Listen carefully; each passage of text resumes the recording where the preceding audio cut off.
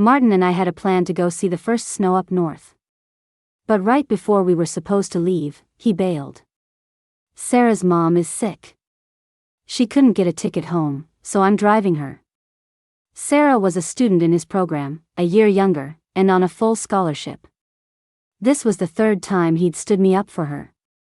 But this time, I didn't cry or make a scene. I just calmly told him we were done.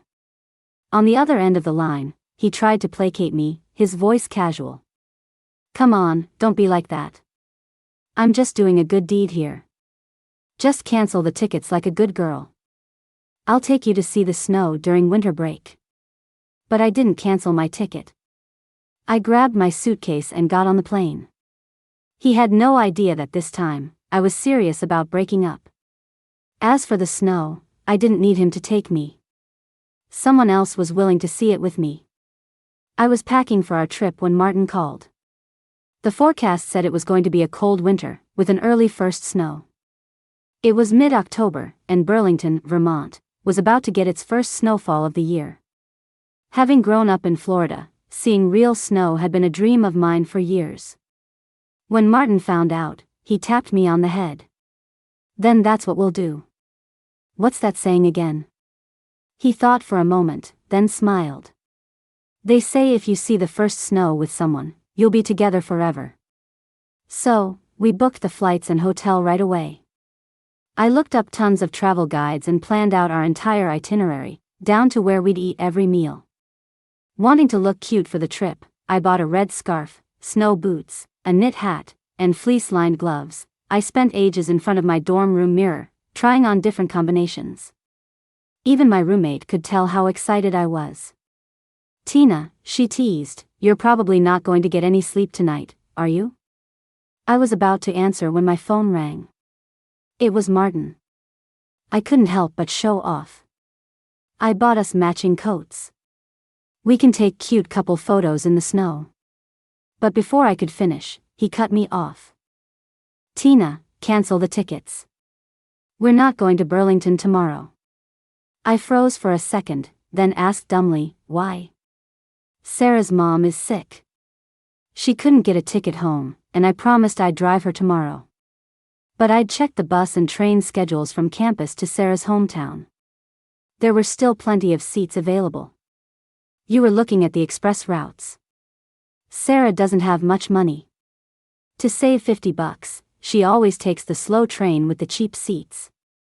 I could hear him chewing on a straw as he spoke, his tone breezy. Tina's always so kind. You wouldn't make a scene over something like this, would you? Besides, I'm doing a good deed. You should be proud of me, Tina. I stared at my reflection in the mirror, wearing my bunny ear knit hat, and didn't know whether to laugh or cry. This was already the third time Martin had bailed on me for Sarah. Martin and I were childhood sweethearts. Our parents had practically arranged our marriage since we were kids.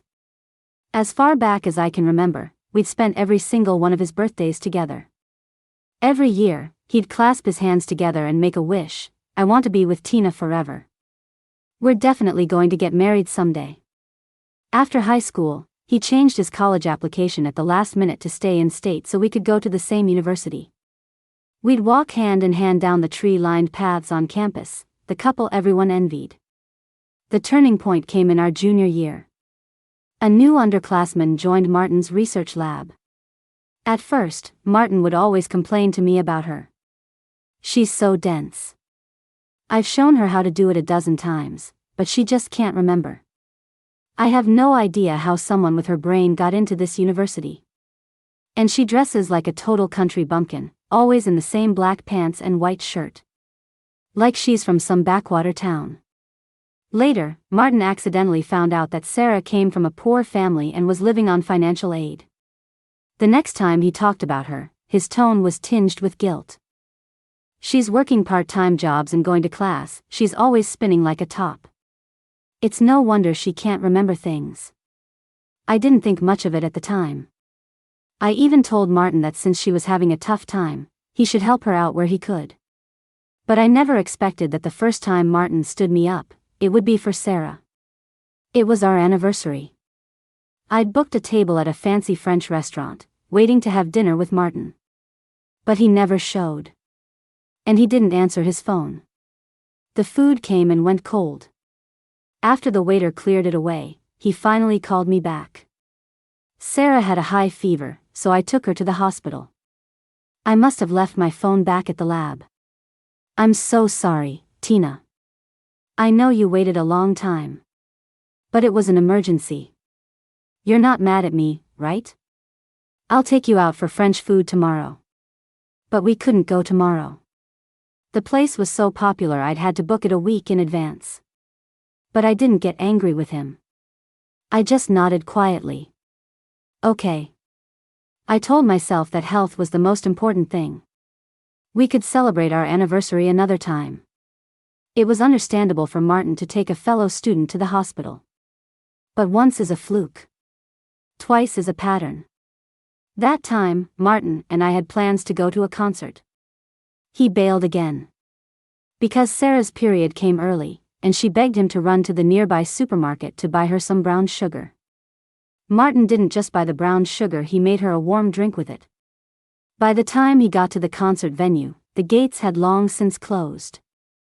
Security wouldn't let him in. He explained, Sarah's face was white with pain.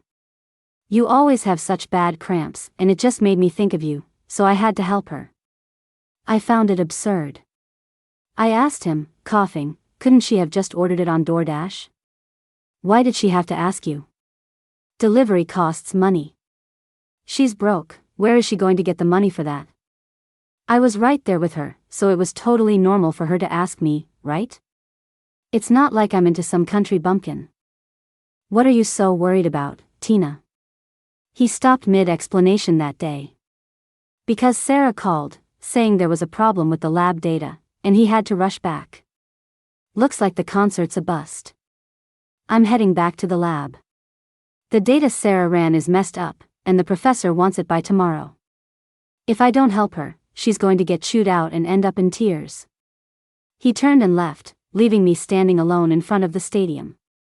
The early autumn wind was a little chilly. I shivered. My jacket was still in his bag. I called out to him, hoping to get my jacket, but he was already in his car. He rolled down the window and told me, "Don't be difficult, princess. I'll make it up to you as soon as I'm done with this." I watched his car speed away, then hugged my arms and started the long walk back to my dorm. I was cold all over, and my heart felt numb. I got sick after that. A high fever. Martin was too busy to bother with me. At the same time, I saw him pop up on Sarah's social feed. He was hunched over a laptop, focused on something. Sarah had captioned it, "The best senior ever." He bought me pads and hot brown sugar water, and now he's helping me fix my experiment data. I stared at her post for a long time and suddenly realized something between Martin and me had changed. He used to worry if I even forgot a light jacket, afraid I'd catch a cold. But today, I was coughing and shivering right in front of him, and he didn't seem to notice at all. It wasn't that he'd gotten careless. It was that his energy was focused on someone else. I almost tortured myself, rereading Sarah's post over and over. My cheeks grew hotter and hotter. The fever was getting worse. I wrapped myself tightly in my blanket and buried my face in my pillow. It was the first time the thought of giving up on Martin had ever crossed my mind. In a delirious haze, I had a dream. I dreamt of when we were kids, and Martin had pulled me out of the water after I'd fallen in a lake. He was trembling as he gave me a piggyback ride, talking non-stop the whole way, terrified I'd pass out. He said a lot of things, but in the dream, only one sentence echoed over and over. "Tina, if I ever mess up in the future, will you give me 3 chances? Please." Back then, I'd promised him. Okay. Now, all 3 chances were used up. It was time to break up. When I told Martin I wanted to break up, he was silent for 3 seconds. After a moment, he asked in a low voice, "You're breaking up with me because I won't take you to see the snow in Vermont?" I didn't answer, just stared at the driving directions on my phone. From our university to Sarah's hometown was a drive of over 900 miles. Martin hated long road trips. Whenever we planned a trip, he wouldn't even consider any destination that was more than 600 miles away. So, he could make exceptions for other people after all. Can you stop being so dramatic? Her parents are fighting over a divorce, of course she has to go home. We can see the snow anytime. I'll take you during winter break. He sighed, trying to coax me patiently. Come on, be good and cancel the tickets. I crouched on the floor, putting clothes back in my suitcase one by one, finding the whole situation ridiculous. You're driving 900 miles to save Sarah $50 on a bus ticket. But if I cancel my flight, it's going to cost me over $100. To my surprise, he laughed. You little money grubber. So this is about the money, huh? $100 is nothing to us, but it's a huge deal for Sarah. She earns every penny herself, unlike you, who can just ask for whatever you want. And she's so stubborn, she'd never accept help. If she had to buy that cheap bus ticket, she'd probably skip dinner for a week when she gets back just to make up for it. Even though Martin wasn't in front of me, I could picture the look on his face as he said it. A slight frown, his thin lips pressed together, his eyes filled with an unmistakable pity. A sour feeling twisted in my gut.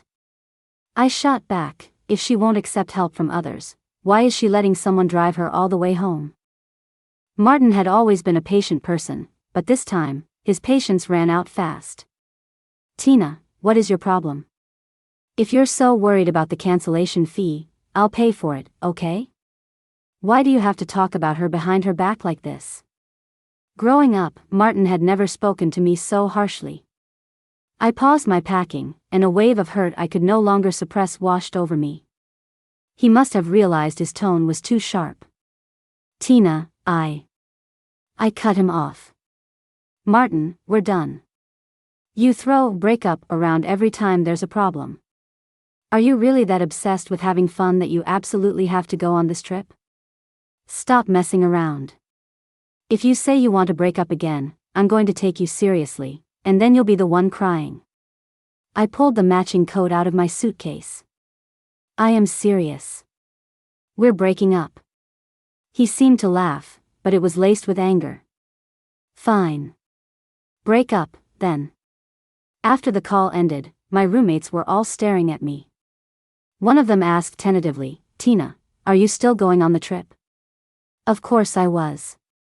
Everything was already planned. Why wouldn't I go? It's not like I needed him to take me. I bent down and went back to packing.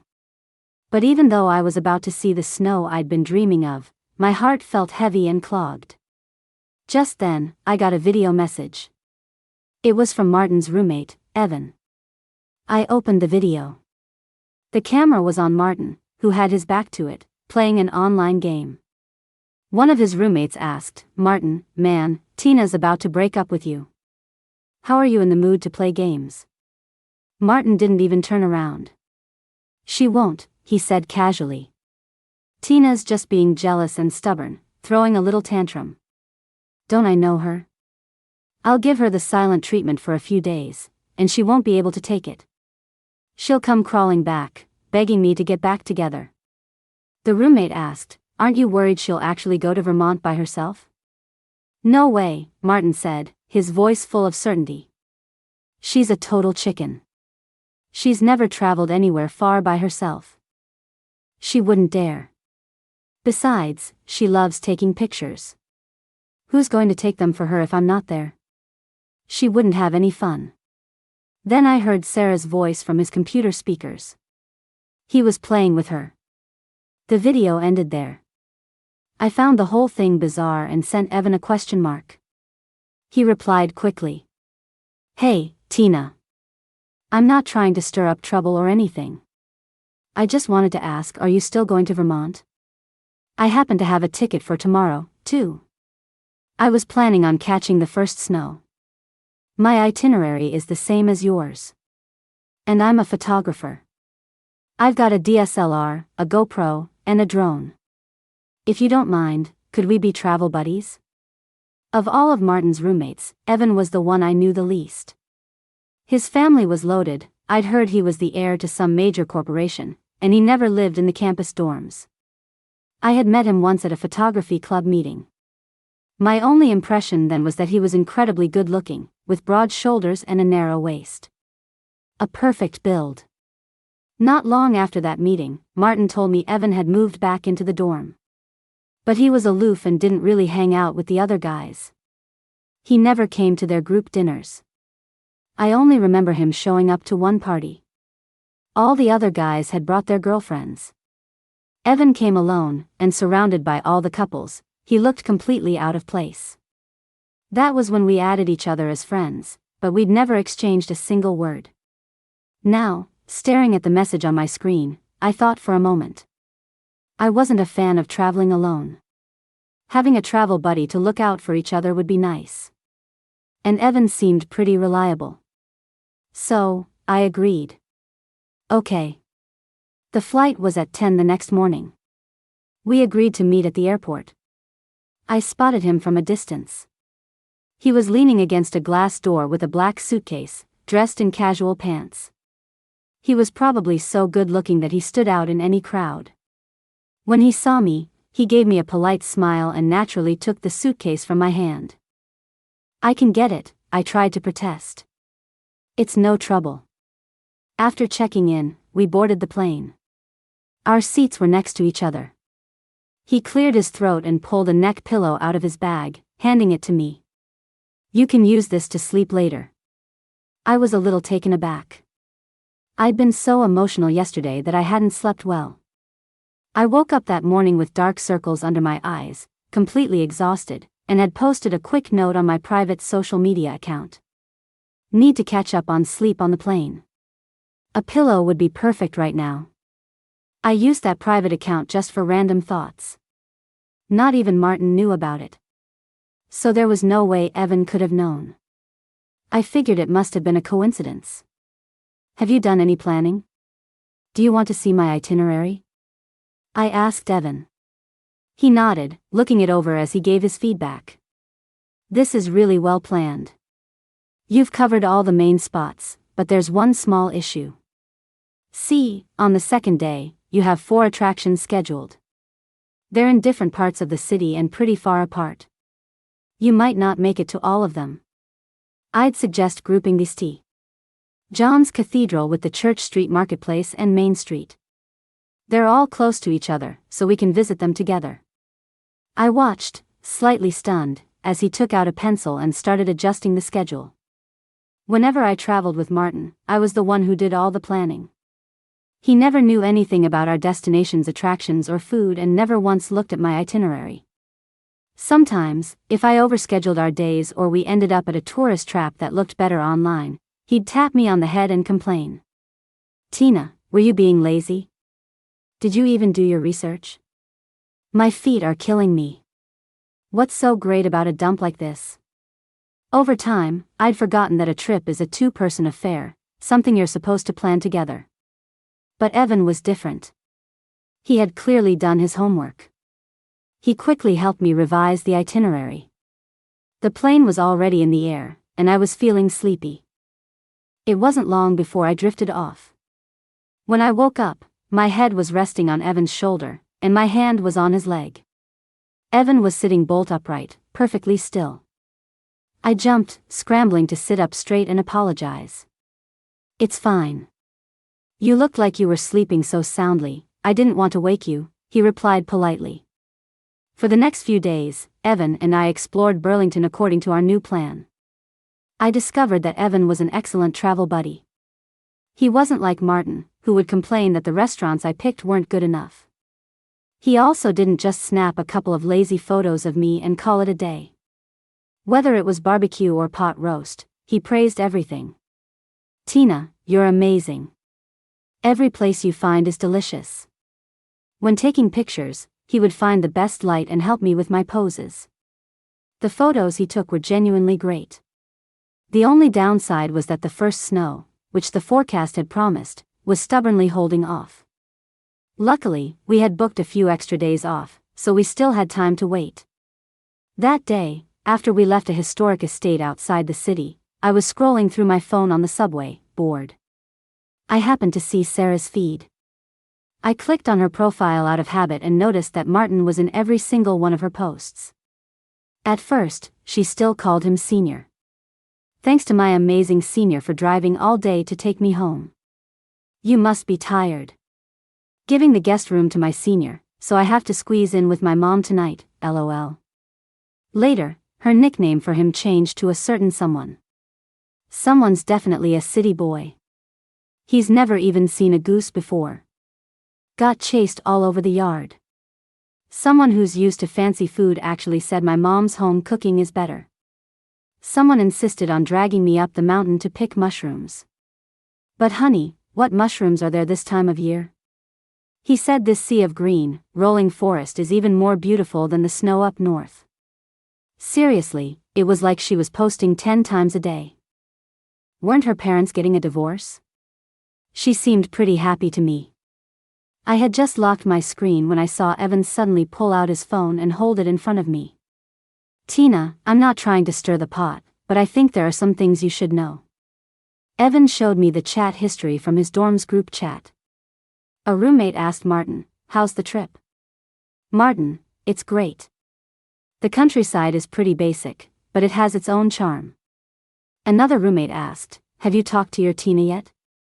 She might have actually gone to Vermont. I haven't seen her in class the last couple of days." Martin replied, "No way she'd dare. That elective has a ton of people, so it's normal you haven't seen her." I haven't reached out. She needs to learn her lesson, so she'll stop threatening to break up all the time. Dude, you're way too confident. Tina's gorgeous. What if someone makes a move while you two are fighting? Martin's reply was nonchalant, "You underestimate how much she loves me." But yeah, it's been 3 days. She's probably in her dorm, too sad to sleep. I'll give her a call after Sarah and I are done exploring this area. The neat, typed words made me sick to my stomach. I looked up at Evan. "So? What's your point?" "Nothing. I just think Martin has zero boundaries. I'm not trying to add fuel to the fire. I just wanted to ask, you're not actually going to get back together with a guy who drives another girl home and stays at her house, are you?" As he got to the last part of his sentence, his tone shifted, becoming careful, probing. "No." He didn't say any more after that, just put his phone away with a hint of a smile in his eyes. It was a long ride back from the estate. I was exhausted from the past few days and ended up dozing off on the subway. My phone was in my pocket and nearly fell on the floor, but luckily Evan caught it. I was half asleep when my phone started ringing. The subway car was crowded, and Evan was sitting very close to me. I could feel his whole body tense up. After 3 rings, he finally said to me, "Tina, it's Martin. Do you want to answer?" I shook my head. I was so tired. I just wanted to be in bed, not waste any more time on Martin. "Should I get it for you?" he asked suddenly. My brain was fuzzy with sleep, and for a moment, I didn't understand what he was saying. By the time I did, he had already answered the call. Martin's lazy voice came through the speaker. "Hey, princess. Done with your tantrum? I'm at Sarah's place now. I'll be back in about 3 days. I even bought you that lilac jam you like. I know you didn't really mean it about breaking up, so I won't hold it against you. Just don't say things like that again, you hear me?" His tone was full of a magnanimous, condescending grace, as if I were the one who had done something wrong. I found it both laughable and disgusting. Evan listened patiently until he finished, then spoke. "Are you looking for Tina?" Hearing a man's voice, Martin went silent for 3 seconds, then his voice shot up an octave. "Evan? Where's Tina? Why do you have her phone?" "Oh, you mean Tina," Evan said, turning to look at me as I rested with my eyes closed. A small smile played on his lips. "She had a long day and is completely worn out. She's sleeping next to me right now. Should I wake her for you?" I had been out all day and really was tired. And I had been dozing on the subway. What he said was factually correct, but the way he said it sounded so strange. On the other end of the line, after a moment of silence, Martin suddenly let out a breath of relief. "Oh, I almost forgot. It's Wednesday. You and Tina have that class together. I haven't talked to her for a couple of days. Has she been crying a lot? She must be exhausted from all the crying. She always gets sleepy when she cries. Let her rest her head on the desk and sleep for a bit. I'll call her back later." Not expecting that reaction, Evan was momentarily stunned. Then he let out a low chuckle. "You really trust me, huh? I wouldn't trust anyone else, but you're different." Martin laughed too. "I've seen that girl your family set you up with. She's a tall, gorgeous woman who had half the guys in the building drooling. When you've got someone like that in your life, why would you even look at a childish crybaby like Tina?" From the other end of the line, I could hear Sarah's voice. "Martin, who are you talking to? I made some apple pie. It's still warm. Want a slice?" And with that, Martin hurriedly hung up. "Something's come up. Talk to you later." After the call ended, Evan saw that I was awake and handed my phone back to me. "Do you want to grab a late-night snack before we head back?" he asked. I was a little hungry, but I shook my head.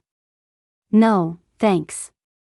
I had always assumed Evan was single, but today I learned he had an arranged marriage partner. And he was out traveling alone with me? That didn't seem right. At the subway exit, someone was selling candied fruit skewers. Evan bought me one with green grapes. It was my favorite flavor. But this time, I didn't accept it. On the way back to the hotel, the more I thought about it, the more I felt his actions were inappropriate. I firmly believe that people in relationships shouldn't have travel buddies of the opposite sex. It's an incredibly irresponsible thing to do to your partner.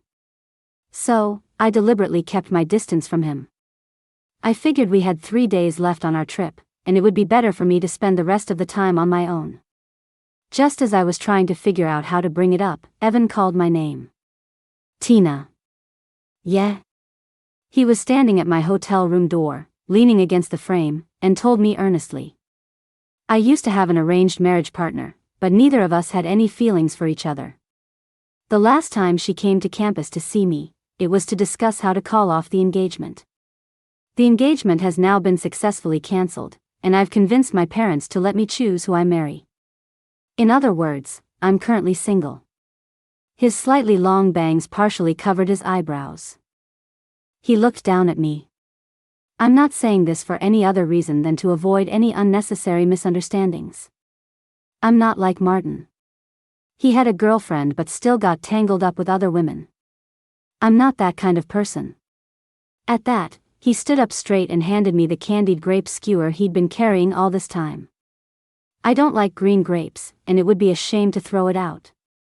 Considering I took so many great photos for you today, could you do me a favor and get rid of it for me?"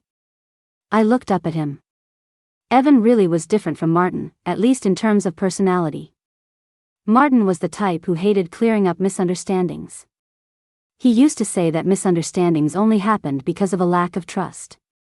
So whenever I misunderstood him, he never took the initiative to explain. He just let me guess, let me overthink, let me stew in anxiety. Today, I discovered that men were, in fact, capable of using their words. I took the skewer from Evan's hand. "Okay. See you tomorrow." After washing up, I was just about to go to bed when a message from Martin came through. "Tina, you back at the dorm?" "I'm still up.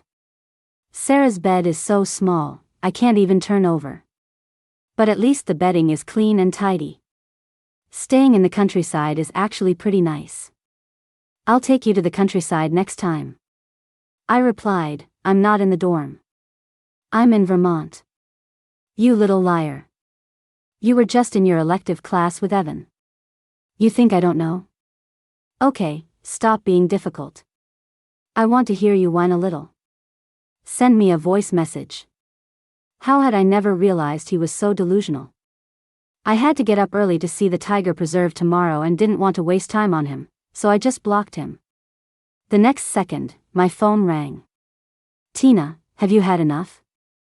I'm already giving you an out. How ridiculous. He was lying in another woman's bed, on her pillow, under her blanket, texting me, and calling that giving me an out? Tired of arguing, I reminded him, Martin, we've already broken up. Don't bother me unless it's important. He shot back angrily, still acting up. You want me to actually break up with you for real? Yeah, let's. After a moment of silence, his voice came back, tinged with gritted teeth. Fine. We're done. First one to crawl back is a dog. Don't come crying to me. For the sake of peace and quiet, I blocked Martin's number too. The next day, Evan and I went to the wildlife preserve as planned. The snow I had been hoping for still hadn't fallen. But the tigers were adorable, like giant, fluffy golden tabby cats. We sat in a bus protected by iron bars, watching the tigers leap into the air to snatch pieces of chicken. We could also feed them meat directly through small holes using long chopsticks. The weather forecast wasn't very accurate. It was supposed to drop below freezing, but the temperature was still above. However, there was a lot of moisture in the air. We didn't get a blizzard, but we did get a downpour. We took shelter under the eaves of a building. The rain was torrential.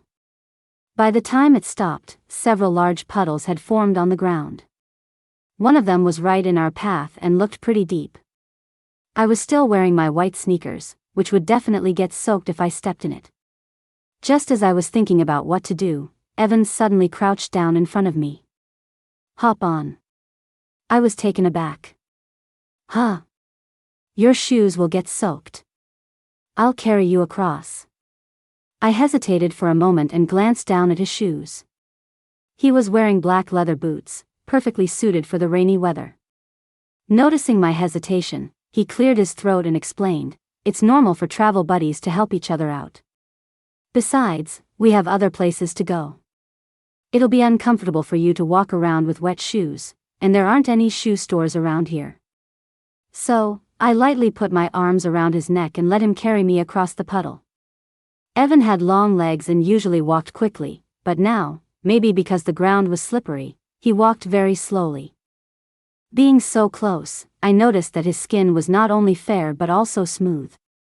His eyelashes were long and curled, like tiny slides. Evan didn't seem to wear cologne, but he had a fresh, grassy scent, like after a rainstorm. Maybe because he was wearing so many layers, he seemed a little warm. A faint blush appeared behind his ears and spread down his neck. Finally, we were across the puddle. He set me down on the steps, then suddenly lowered his head and reached up to touch the top of my hair. His scent enveloped me. I could even see my own reflection in his pupils. Startled, I was about to step back, but he had already pulled his hand away. In his palm lay a leaf that had drifted down from somewhere. He had just wanted to brush a stray leaf from my hair. As if he hadn't noticed my reaction, he asked in a normal tone if I wanted to get an ice cream bar. I nodded. Sure. And with that, the little moment passed. The day was full and fun, but as our departure date neared, there was still no sign of snow. What was even more annoying was that before we left, the forecast had promised snow for these exact days. Now that I was here, the forecast showed nothing but rain or clouds. It looked like the snow wasn't going to happen. I sighed and opened my private account to write down my thoughts for the day. I really want to see snow. Can it please snow just once before I go back? I'm not asking for much. Even just a little flurry would be enough. After I posted it, an account left a comment below, "Your wish will come true." The ID was very familiar. We had been following each other for a long time. We'd never met, but we often commented on each other's posts. A few words of comfort when sad, a congratulations when happy, and encouragement when facing difficulties. Just like any other kind internet stranger. I replied to him, I hope so. The next day, I woke up before dawn, nervously pulling back the curtains, only to be disappointed again. It was an overcast day. I sighed, all sleepiness gone, and scrolled aimlessly through my social feed. I happened to come across Sarah's latest post. Someone said he really loves the mountains. He also said he's glad he drove me home, otherwise he would have gone to Vermont, wasted a bunch of time and money, and not even seen a single snowflake. Just then, there was a sudden knock on my door. Evan was standing there, smiling, urging me to get up. I looked at him, confused. So early? This wasn't part of our plan. But he said, "Yep. I'm taking you to see the snow. Remember to dress warm. Bundle up." Evan took me straight to the local train station. He bought tickets on the spot for Stowe. The scenery outside the train window changed, gradually shifting from a barren landscape to a classic New England village with smoke curling from its chimneys. An hour and a half later, the train arrived at the Stowe station. It had snowed all night here. Now, delicate flakes were still drifting down, landing on my hair and shoulders. My heart pounded in my chest, and a wave of pure joy washed over me. Evan flagged down a shuttle bus to take us into the village. The small town was surrounded by mountains. As far as the eye could see, there were stark, majestic slopes, all softened by a blanket of fresh white snow. As we got closer, we could see charming clapboard houses, a quaint, weathered train platform, and tall birch trees. The snow on the roofs glistened like silver, and smoke spiraled up from chimneys, weaving a warm tapestry with the morning light. I didn't even bother with an umbrella, I just dove headfirst into the snow with excitement. It was so cold, a kind of cold I had never felt before. Frost formed on my eyelashes. The crunch of my boots on the snow drowned out all other sounds, but everything in this winter wonderland was new and fascinating. A vintage steam engine from a bygone era chugged past on the forest tracks. A lamb in a farmer's backyard kicked up its heels and ran alongside me. Evan followed behind me, a smile playing in his eyes. Before, whenever he took my picture, he would always guide me on how to pose. But today, he just quietly took candid shots from the side. For lunch, we found a random diner in town and had huge portions of pot roast and mac and cheese. After eating, the snow started coming down even harder. My cheeks were bright red from the cold, and Evan pulled my scarf up to cover half my face. Winter in Stowe was everything I had ever imagined about the North. My dream of snow finally became a vivid, three-dimensional reality. Before we left the town, Evan seemed to be thinking about something, looking around. It was still the off-season for tourism, so there weren't many visitors. An old man out for a walk happened to pass by. After a moment of deliberation, Evan suddenly asked me, "Tina, can I get a picture with you? Just to remember this. It's normal to take a photo together when you're traveling." I nodded. His eyes sparkled. He walked over and flagged down the old man, asking him to press the shutter for us. The old man turned out to be quite the director. "Get closer. Why are you standing so far apart? Warm up a bit. Did you two just meet? Hey, that's the pose. Hold it right there." After all that enthusiastic direction, it turned out he didn't know how to work the camera. He missed the pose we were holding and instead captured the moment of awkward silence as Evan and I just stared at each other. The snow was falling heavily, landing on our hair, making it look like it was turning white. Both of our faces were flushed red from the cold. As I boarded the plane back home, I felt like the trip had been absolutely perfect. But Evan seemed a little wistful. The end of a trip can be a bit of a letdown, after all. Just as he had when we left, he naturally took my luggage and walked me to my dorm first. Right before I went upstairs, he cleared his throat and suddenly asked me, "Tina, as a travel buddy, how did I do?" "You were great." He then asked tentatively, "So, if you plan another trip, can you let me know? I'd like to get out and travel more, too." I gave him a polite nod. Back in my dorm, I shared the sausages I'd brought back with my roommates. One of them had gone to the dining hall for dinner and came back late. As soon as she saw me, she blurted out before I could say a word, "Tina, you have no idea how awkward it was at the dining hall just now." I saw Martin eating with that underclassman of his, laughing and talking. You two are broken up, so I wasn't going to say anything, I was just going to walk past. But he actually called out to me. He asked if you'd been crying in the dorm all week. I asked her, munching on a sausage, what did you say? I told him you weren't crying at all, that you went to Vermont and had an amazing time. But then he insisted I was covering for you, and he said that if you realized you were wrong, you should go find him, and he wouldn't really break up with you. Maybe being together for so long had given him the delusion that I couldn't live without him. I looked at the blocked contact in my phone with no intention of unblocking it. This was the longest Martin and I had gone without speaking in all the years we'd known each other. But we saw each other again anyway, at my house. My dad and Martin's dad were business partners. Our mothers were best friends and were very close. The two families often had dinner together. That day, my mom said she had big news to announce and that I absolutely had to come home for dinner. The moment I pushed the door open, I saw Martin. There were 6 seats at the table. 5 were already taken, with only the empty seat next to Martin remaining. I had no choice but to sit down. Martin looked at me, then suddenly leaned in and whispered, "Tina, it's been a week. Your face looks a little rounder. Is it swollen from crying?" It wasn't swollen. It was from all the amazing food in Vermont that had made me gain a little weight. I ignored him, but he just grinned. "Come on, princess. It's been long enough. Are you over it yet? I bought you that bag you said you really liked. I'll give it to you later. And you wanted to see snow, right? I found the perfect place for you. Sarah's family lives at a high altitude. It snows there in the winter, and you don't even have to bother with a plane. You can come with me when I drive her home for winter break. You'll see mountains covered in snow." I looked up at him and told him calmly, "No, thanks. I don't want to get too involved with an ex."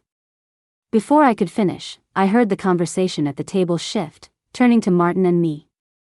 "Speaking of which, the kids are about to graduate. Shouldn't we start thinking about wedding plans?"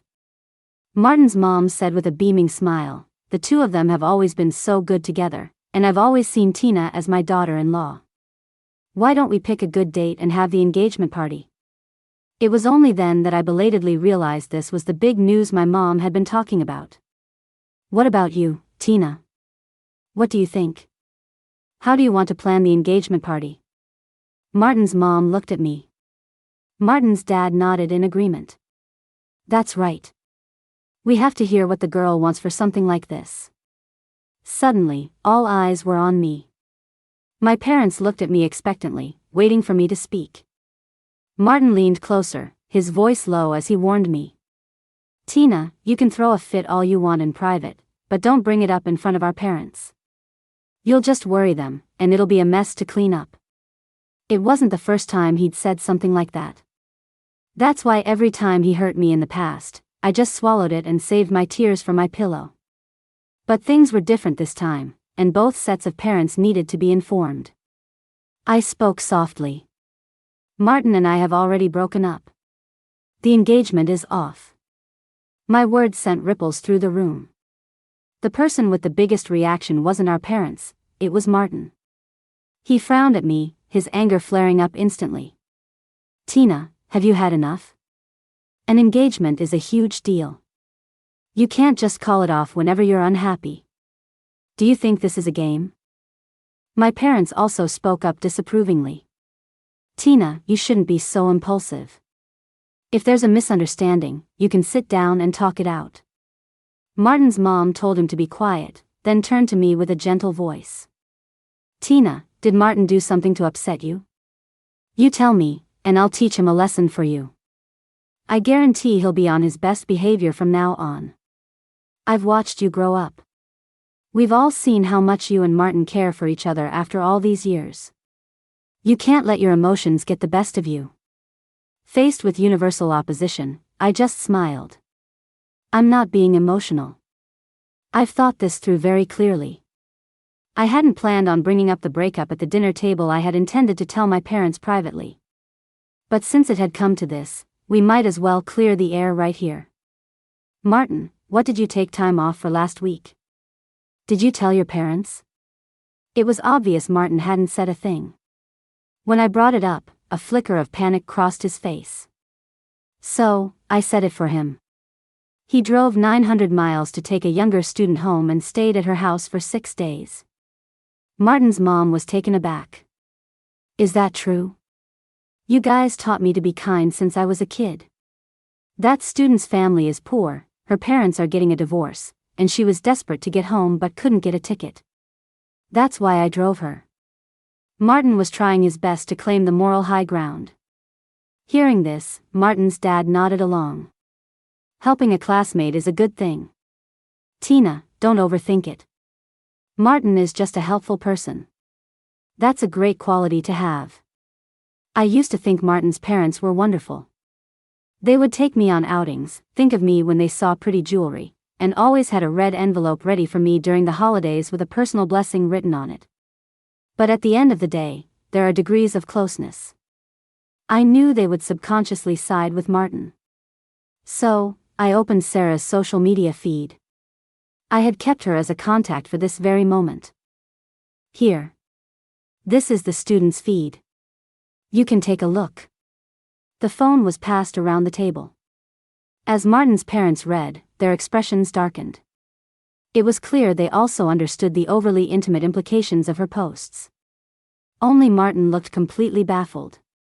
He stared at Sarah's feed on my phone, then pulled out his own to compare, finally muttering a curse under his breath. I never saw any of this. She blocked me. Tina, I had no idea she posted all that. A lot of what she wrote, I never even said, she made it up. I only ever saw her as a regular classmate. If I had known she felt that way about me, I would have stayed away from her. With just a few words, he completely absolved himself of any blame. Martin's mom seized the opportunity to persuade me. Tina, now that the misunderstanding is cleared up, let's not talk about breaking up.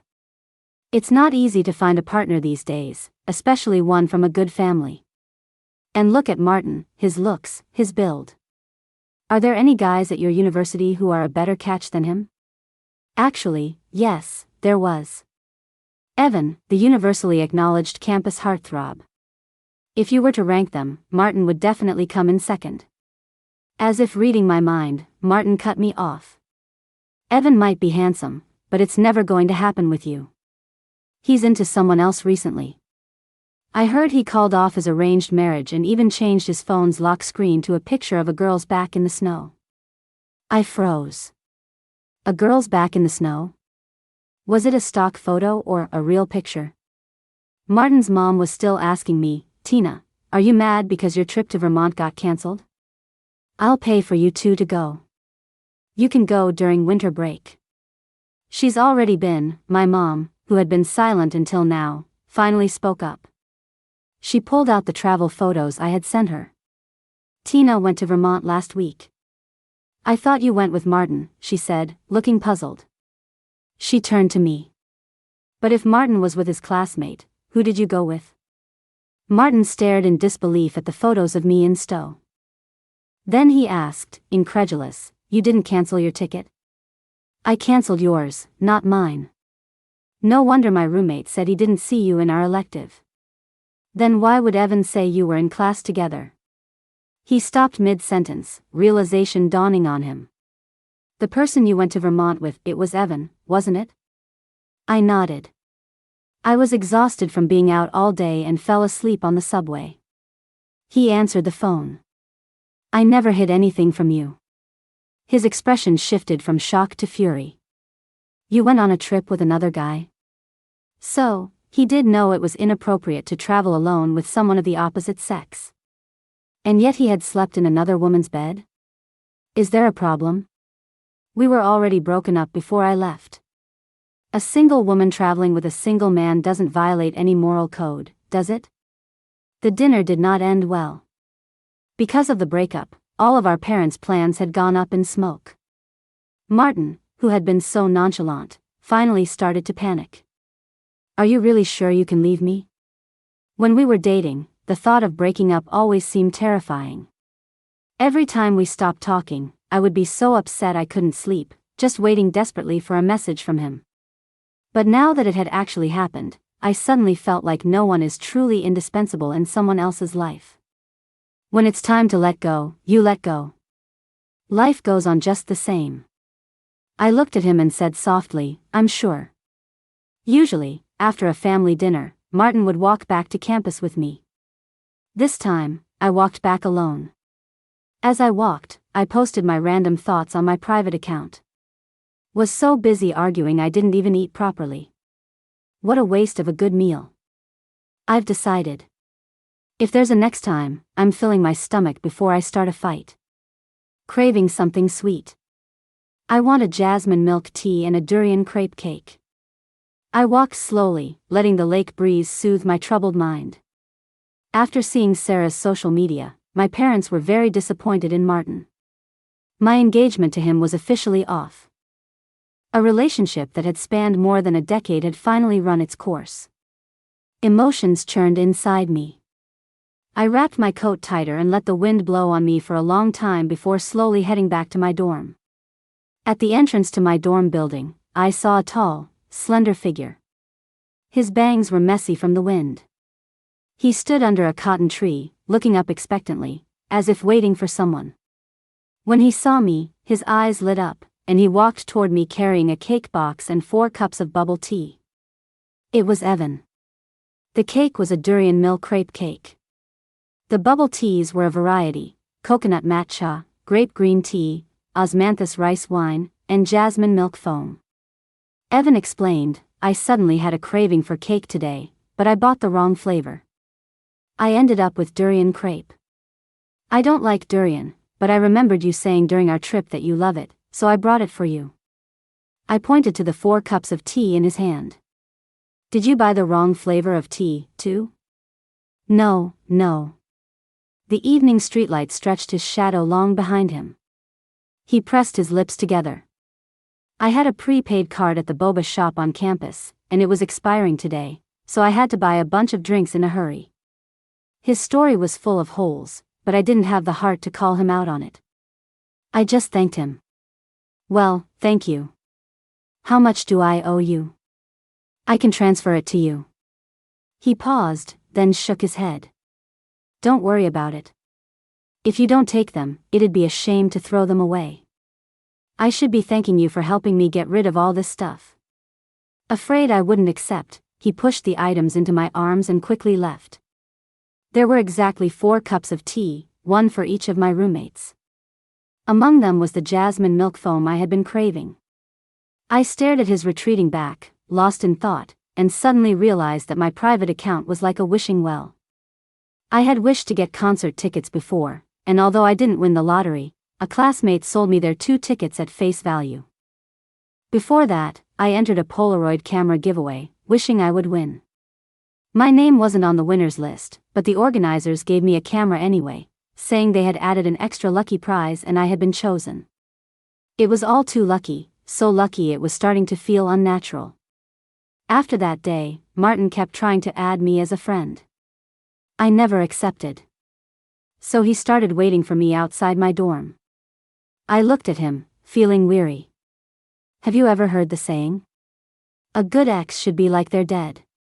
He just shook his head. Tina, how can you throw away all these years we've had together? People are strange. They don't cherish what they have, but the moment they lose it, they're filled with regret. He also told me, don't trust Evan. Rich kids like him are just looking for something new and fun. They're just playing around. I told him bluntly, Evan is not the reason we broke up. And I'm not with him. He was coming to find me so often that he even attracted Sarah's attention. I had met Sarah once before when I went with Martin to one of his lab parties. Back then, the girl was timid, dressed in drab clothes, and spoke in a small voice. She looked like an easy target, and the other guys in the lab kept trying to get her to drink. I couldn't stand it and quietly nudged Martin's hand. Martin got the hint and blocked all the drinks for her. The small girl in the corner suddenly looked up, her eyes shining brightly. The Sarah of today was completely different.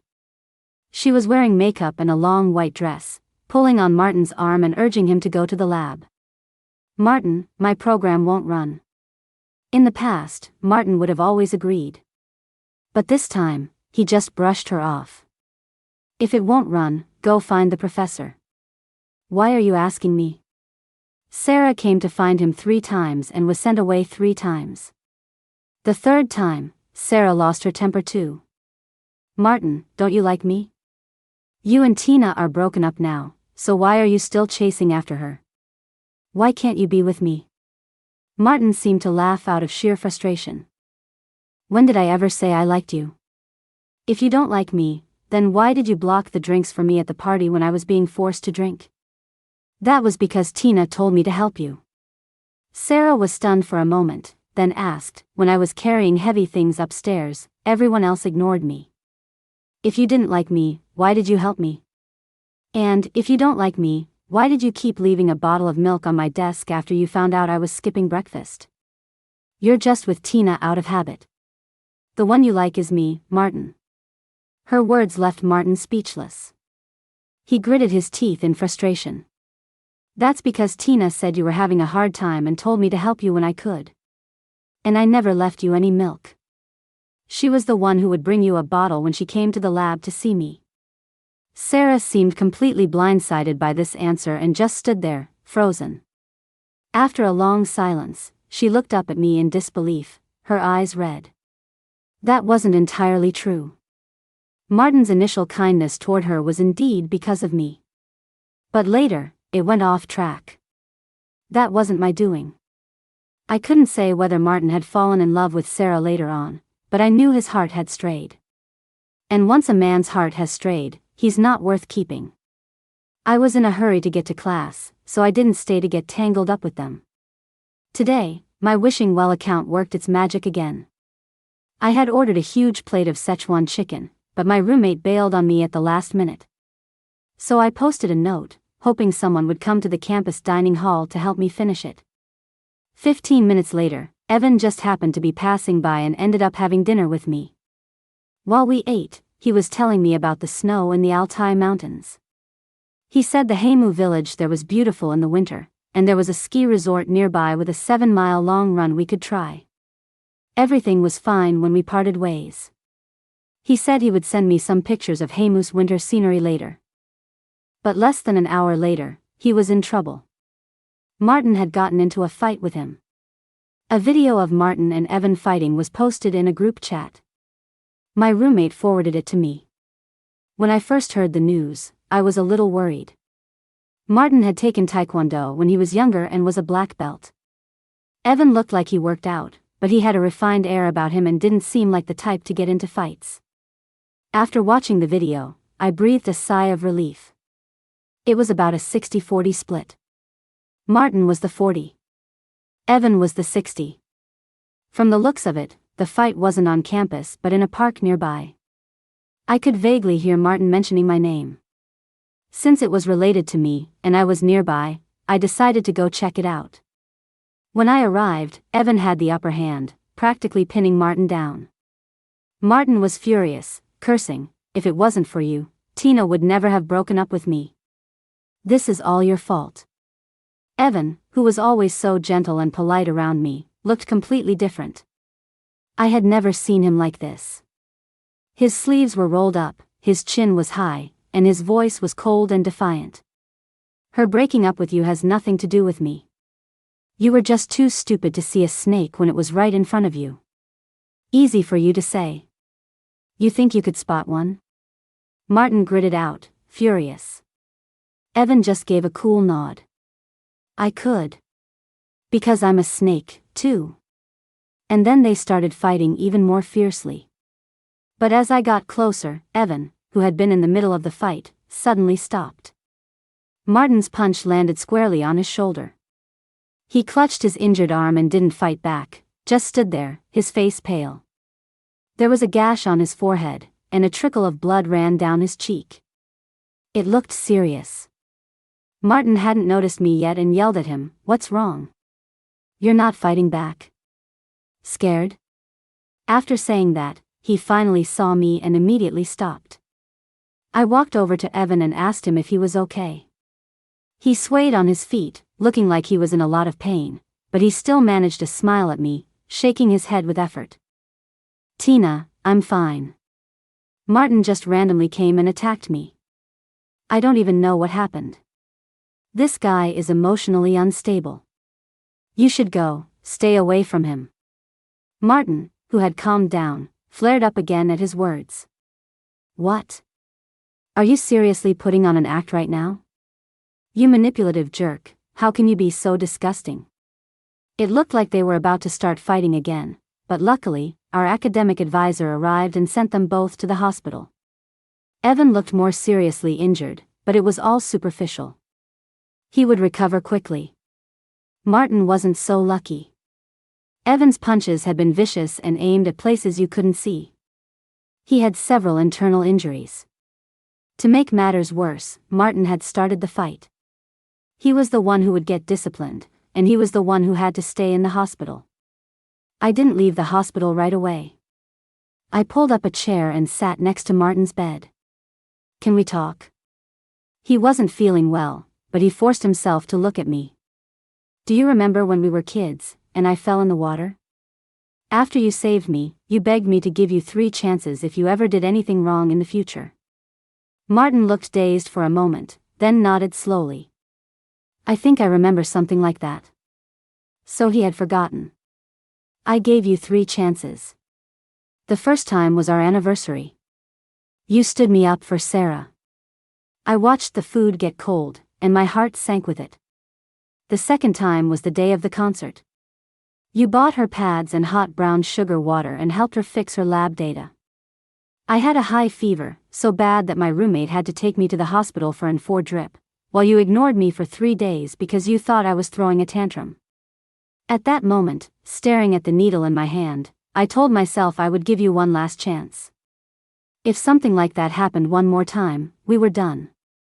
Because I had stayed, his face had initially been filled with hopeful joy.